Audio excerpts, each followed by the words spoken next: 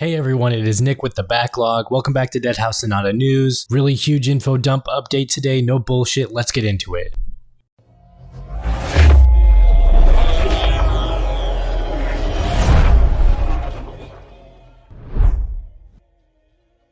First of all, thank you forum member Golden Zan for compiling all this info from this new update into one comprehensive bullet point post on the forums. I'll link a description to that as well as the official video update by Apocalypse Studios in the description below.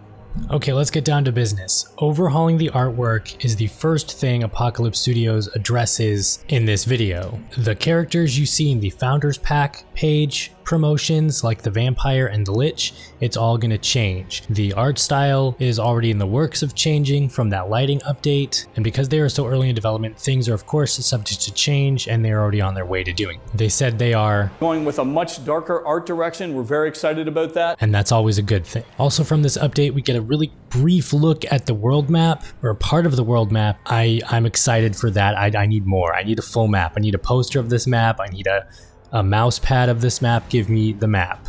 The next thing, and one of the most important I believe with Deadhaus Sonata and just the gameplay in general, is procedural generation. Much like how the Diablo series handled their procedural generation by changing up the dungeons slightly but keeping them a bit familiar, Deadhaus Sonata is aiming for a procedurally generated level design. To quote Dennis Dyack, if procedural generation is done right, then it can feel like it was handcrafted by a level designer. Procedural generation also saves a bit of money in the budget, and it makes the development go a little bit quicker if you don't have to worry about crafting each and every single level. Also, we get a new look at the Amazon Lumberyard engine update 1.19 with procedurally generated grasses, and adding that procedurally generated grass to a procedurally generated level makes for the best procedurally generated area you can make within a game.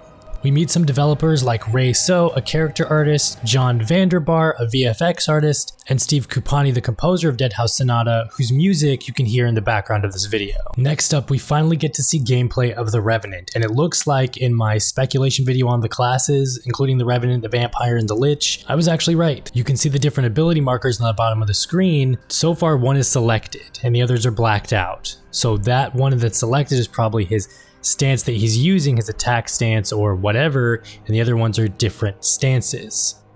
For now, it's still up in the air though. It is great seeing the Revenant in full motion, even though it's going to change, at least we get an idea of how he's gonna play. We also get some Banshee concept art, and it seems from the forums, from the speculation on the forums of the classes, some of us are actually pretty on point. The Banshees might be a stealth assassin character, like a rogue for example, because it has two blades. There also might be a light teleportation aspect, or a quick move, as there is with, so far, the Revenant and the Vampire. We've yet to see anything from the Lich. We finally do get more of an introspective look on the Lich, but I'm saving that for another video, as Dennis Dyack also dropped the Undead Classes info as part of the forum. The link for that will also be in the description below. Community content is also mentioned, so that's going to be a factor. The modding community will probably be a big thing. These are PC guys, so I can't imagine why there wouldn't be any modding community or content creation, especially with the Lumberyard engine being a modified Cry engine and being so easy to access and probably